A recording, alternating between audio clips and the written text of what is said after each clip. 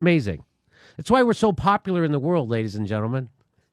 We just murdered 1 million people in the country next to Iran. We murdered another 1 million people in the other country on the other side, in Libya. We just dropped 27,000 bombs in Syria to the country just to the north. We're still occupying Afghanistan. And someone else is a bad actor? We are the terrorists. The United States is the terrorists. And you want to know how I know? Here's Wesley Clark. Here's a general to tell you what the real agenda is. About 10 days after 9/11, I went through the Pentagon and I saw Secretary Rumsfeld and Deputy Secretary Wolfowitz. I went downstairs just to say hello to some of the people on the Joint Staff who used to work for me. And one of the generals called me in. He said, "Sir, you got to come in. You got to come in and talk to me a second." I said, "Well, you're too busy." He said, "No." He says, "We've made the decision. We're going to war with Iraq." This was on or about the 20th of September.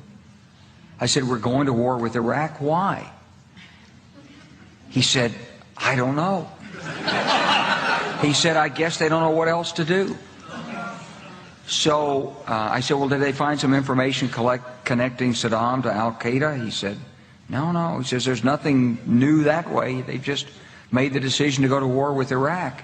He said, "I guess it's like we don't know what to do about terrorists, but we've got a good military and we can take down governments." And he said, "I guess if the only tool you have is a hammer, every problem has to look like a nail." So I came back to see him a few weeks later, and by that time we were bombing in Afghanistan. I said, "Are we still going to war with Iraq?" And he said, "Oh, it's worse than that."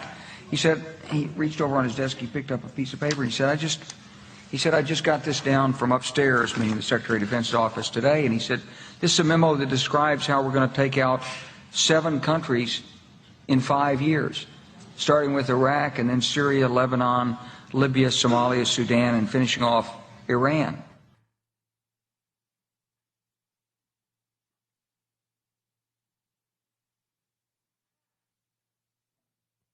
And now you know the rest of the story.